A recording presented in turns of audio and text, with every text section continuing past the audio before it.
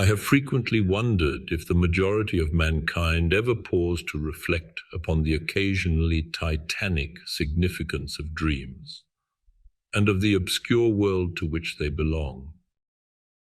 Whilst the greater number of our nocturnal visions are perhaps no more than faint and fantastic reflections of our waking experiences, Freud to the contrary with his puerile symbolism, there are still a certain remainder whose immundane and ethereal character permits of no ordinary interpretation, and whose vaguely exciting and disquieting effect suggests possible minute glimpses into a sphere of mental existence no less important than physical life, yet separated from that life by an all but impassable barrier. From my experience, I cannot doubt but that man, when lost to terrestrial consciousness, is indeed sojourning in another and uncorporeal life of far different nature from the life we know, and of which only the slightest and most indistinct memories linger after waking. From those blurred and fragmentary memories we may infer much, yet prove little. We may guess that in dreams, life, matter, and vitality as the earth knows such things are not necessarily constant, and that time and space do not exist as our waking selves comprehend them.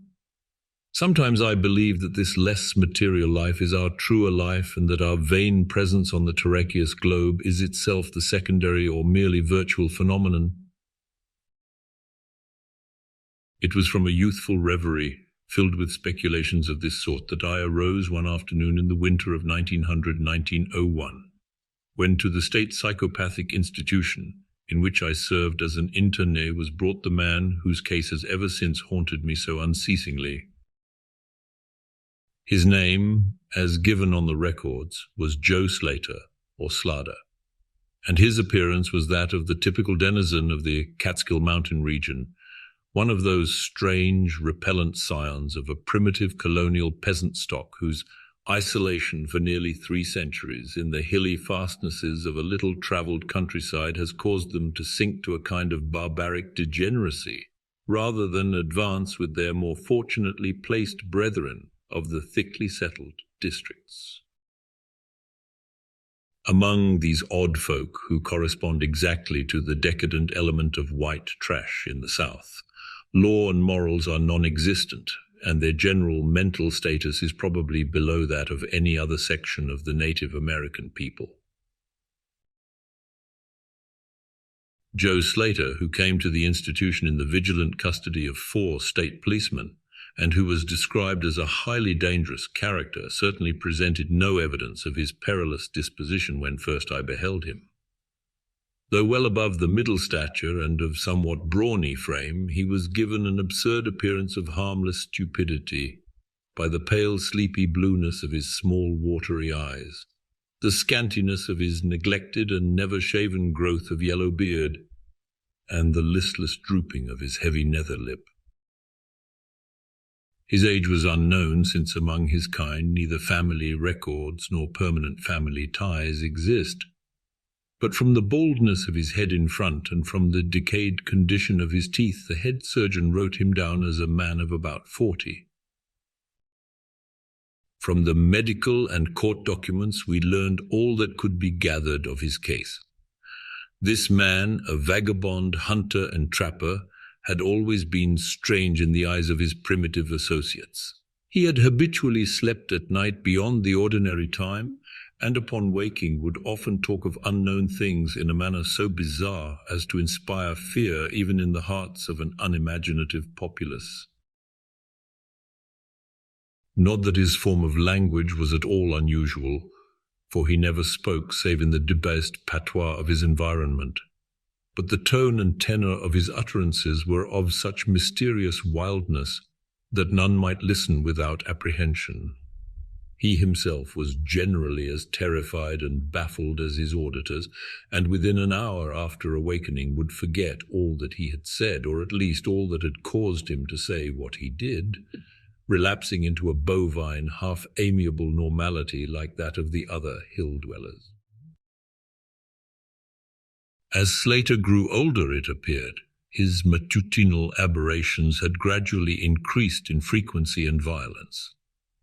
Till about a month before his arrival at the institution had occurred the shocking tragedy which caused his arrest by the authorities.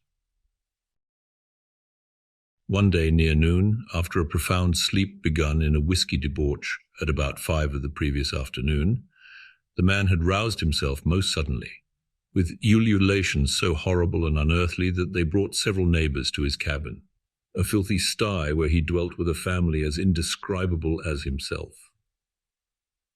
Rushing out into the snow, he had flung his arms aloft and commenced a series of leaps directly upward in the air, the while shouting his determination to reach some big cabin with brightness in the roof and walls and floor, and the loud, queer music far away. As 2 men of moderate size sought to restrain him, he had struggled with maniacal force and fury, screaming of his desire and need to find and kill a certain thing that shines and shakes and laughs. At length, after temporarily felling one of his detainers with a sudden blow, he had flung himself upon the other in a demoniac ecstasy of bloodthirstiness, shrieking fiendishly that he would jump high in the air and burn his way through anything that stopped him. Family and neighbours had now fled in a panic, and when the more courageous of them returned, Slater was gone, leaving behind an unrecognizable pulp-like thing that had been a living man but an hour before. None of the mountaineers had dared to pursue him, and it is likely that they would have welcomed his death from the cold. But when several mornings later they heard his screams from a distant ravine, they realized that he had somehow managed to survive, and that his removal in one way or another would be necessary. Then had followed an armed searching party whose purpose, whatever it may have been originally, became that of a sheriff's posse, after one of the seldom popular state troopers had by accident observed, then questioned, and finally joined the seekers. On the 3rd day, Slater was found unconscious in the hollow of a tree and taken to the nearest jail, where alienists from Albany examined him as soon as his senses returned. To them he told a simple story. He had, he said, gone to sleep one afternoon about sundown after drinking much liquor. He had awaked to find himself standing bloody-handed in the snow before his cabin, the mangled corpse of his neighbour Peter Slater at his feet. Horrified, he had taken to the woods in a vague effort to escape from the scene of what must have been his crime. Beyond these things he seemed to know nothing, nor could the expert questioning of his interrogators bring out a single additional fact. That night Slater slept quietly, and the next morning he wakened with no singular feature save a certain alteration of expression. Dr. Barnard, who had been watching the patient, thought he noticed in the pale blue eyes a certain gleam of peculiar quality, and in the flaccid lips an all but imperceptible tightening, as if of intelligent determination. But when questioned, Slater relapsed into the habitual vacancy of the mountaineer and only reiterated what he had said on the preceding day. On the 3rd morning occurred the first of the man's mental attacks. After some show of uneasiness in sleep, he burst forth into a frenzy so powerful that the combined efforts of 4 men were needed to bind him in a strait-jacket. The alienists listened with keen attention to his words, since their curiosity had been aroused to a high pitch by the suggestive yet mostly conflicting and incoherent stories of his family and neighbours. Slater raved for upward of 15 minutes, babbling in his backwoods dialect of great edifices of light, oceans of space, strange music, and shadowy mountains and valleys. But most of all did he dwell upon some mysterious blazing entity that shook and laughed and mocked at him. This vast, vague personality seemed to have done him a terrible wrong, and to kill it in triumphant revenge was his paramount desire.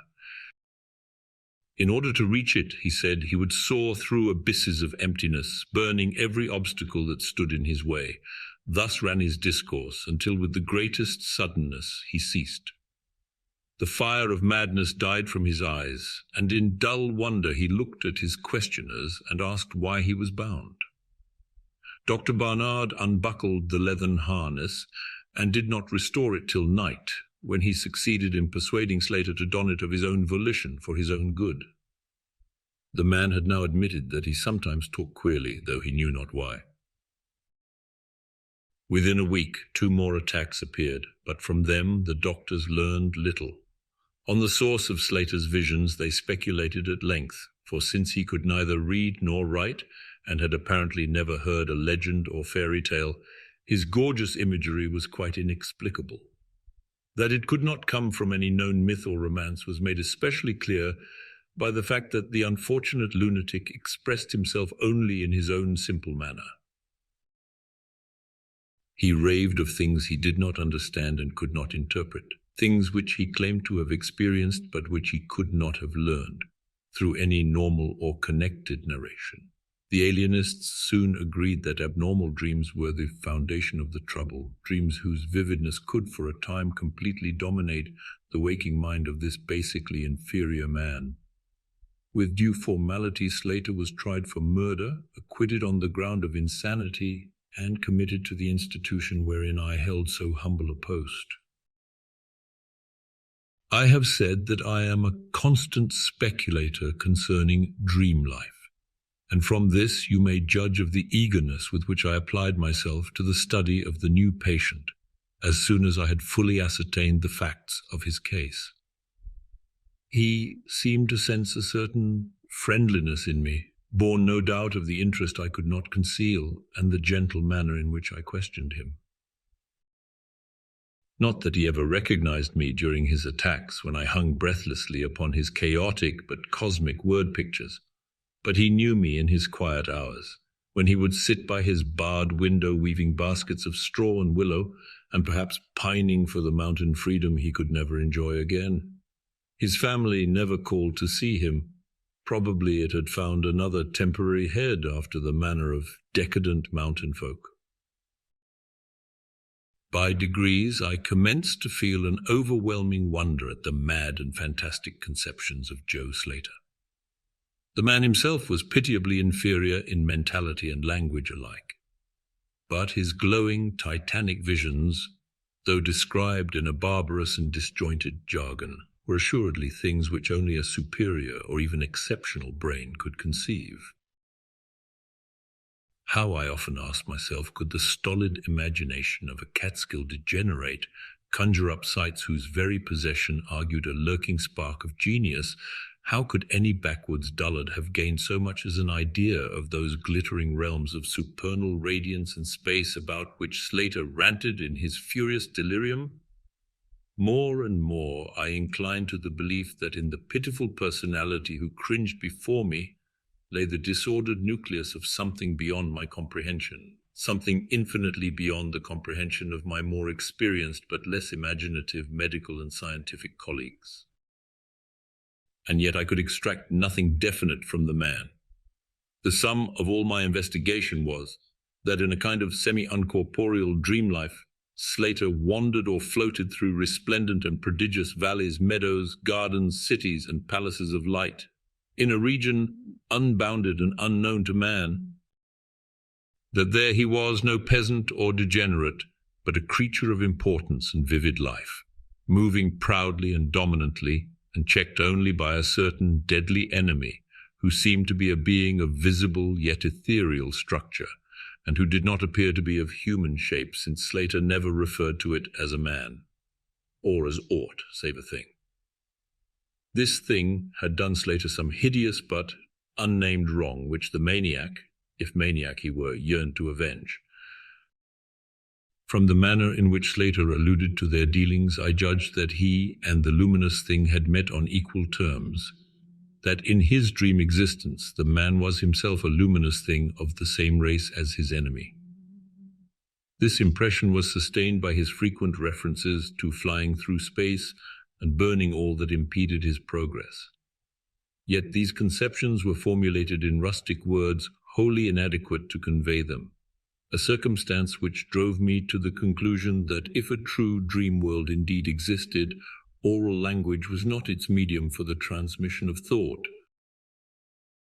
Could it be that the dream soul inhabiting this inferior body was desperately struggling to speak things which the simple and halting tongue of dullness could not utter?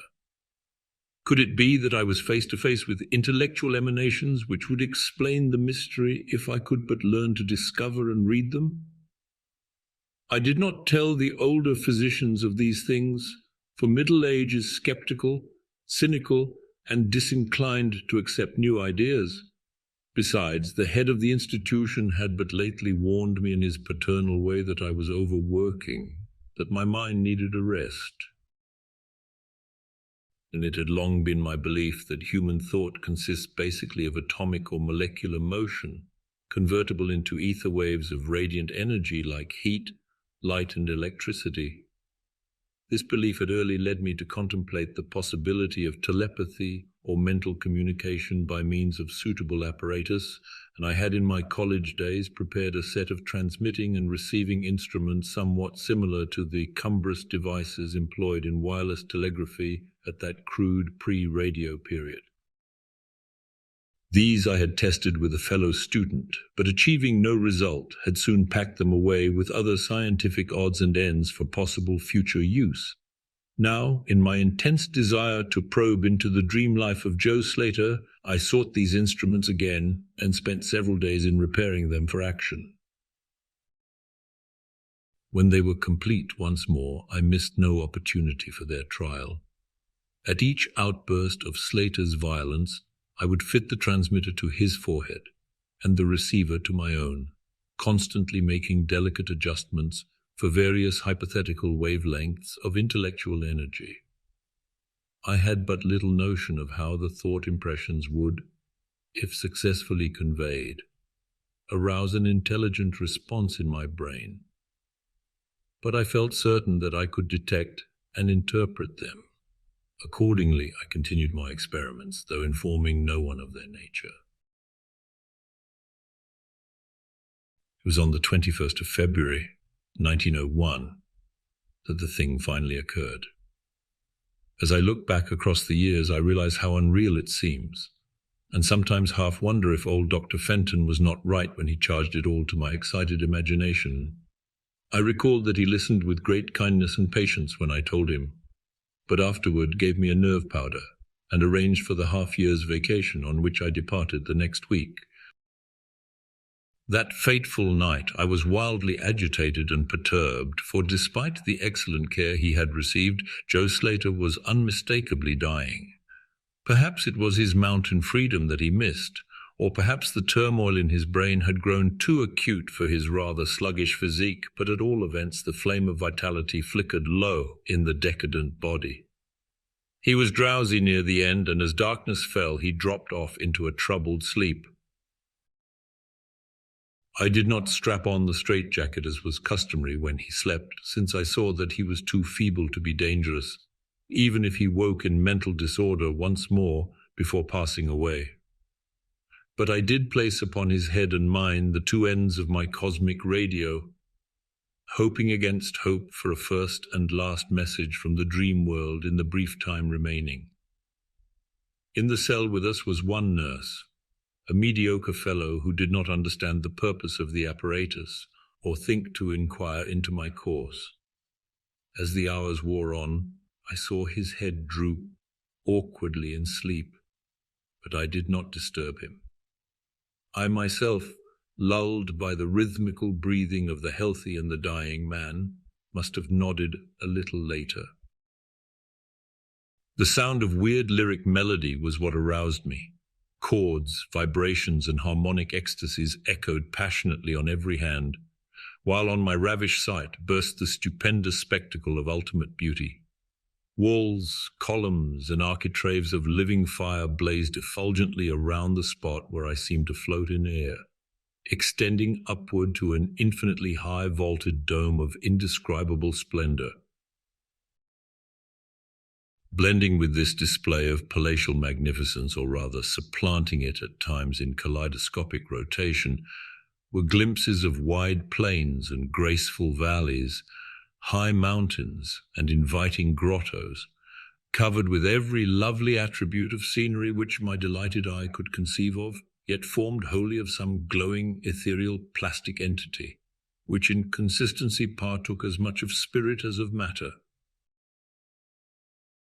As I gazed, I perceived that my own brain held the key to these enchanting metamorphoses, for each vista which appeared to me was the one my changing mind most wished to behold. Amidst this Elysian realm, I dwelt not as a stranger, for each sight and sound was familiar to me, just as it had been for uncounted eons of eternity before, and would be for like eternities to come. Then the resplendent aura of my brother of light drew near and held colloquy with me, soul to soul, with silent and perfect interchange of thought. The hour was one of approaching triumph, for was not my fellow being escaping at last from a degrading periodic bondage, escaping forever and preparing to follow the accursed oppressor even unto the uttermost fields of ether, that upon it might be wrought a flaming cosmic vengeance which would shake the spheres?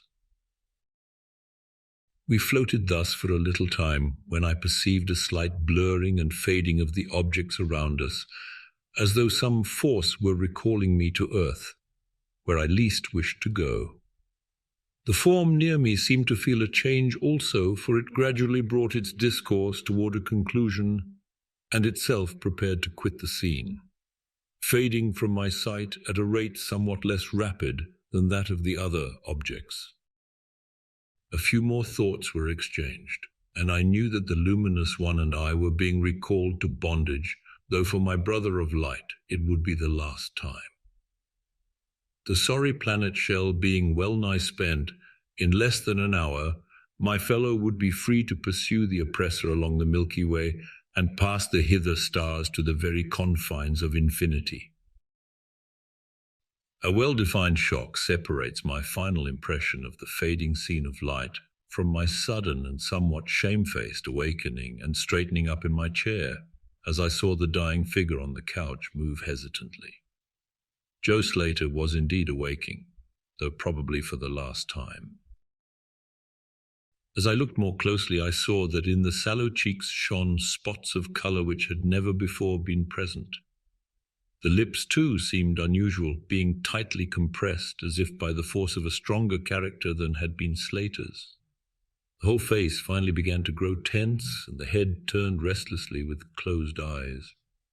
I did not arouse the sleeping nurse, but readjusted the slightly disarranged headbands of my telepathic radio, intent to catch any parting message the dreamer might have to deliver.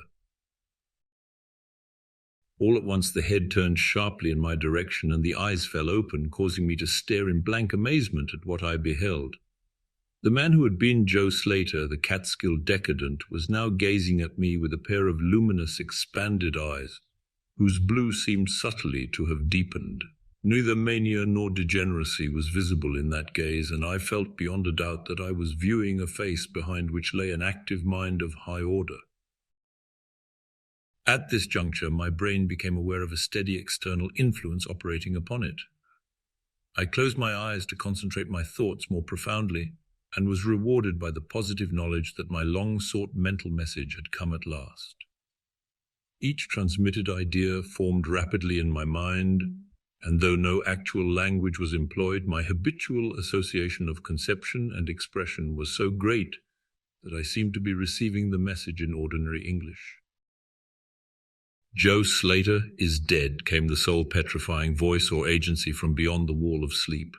My opened eyes sought the couch of pain in curious horror, but the blue eyes were still calmly gazing, and the countenance was still intelligently animated. He is better dead, for he was unfit to bear the active intellect of cosmic entity. His gross body could not undergo the needed adjustments between ethereal life and planet life. He was too much of an animal, too little a man. Yet it is through his deficiency that you have come to discover me, for the cosmic and planet souls rightly should never meet. He has been my torment and diurnal prison for 42 of your terrestrial years. I am an entity like that which you yourself become in the freedom of dreamless sleep. I am your brother of light and have floated with you in the effulgent valleys. It is not permitted me to tell your waking earth self of your real self, but we are all roamers of vast spaces and travellers in many ages. Next year I may be dwelling in the dark Egypt, which you call ancient, or in the cruel empire of San-Chan, which is to come 3,000 years hence. You and I have drifted to the worlds that reel about the red Arcturus, and dwelt in the bodies of the insect philosophers that crawl proudly over the fourth moon of Jupiter. How little does the earth self know of life and its extent? How little, indeed, ought it to know for its own tranquility? Of the oppressor I cannot speak. You on earth have unwittingly felt its distant presence, you who, without knowing, idly gave to its blinking beacon the name of Algol, the demon star. It is to meet and conquer the oppressor that I have vainly striven for eons, held back by bodily encumbrances. Tonight I go as a nemesis bearing just and blazingly cataclysmic vengeance.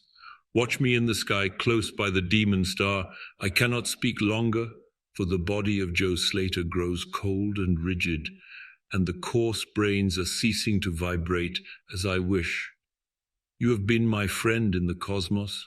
You have been my only friend on this planet, the only soul to sense and seek for me within the repellent form which lies on this couch.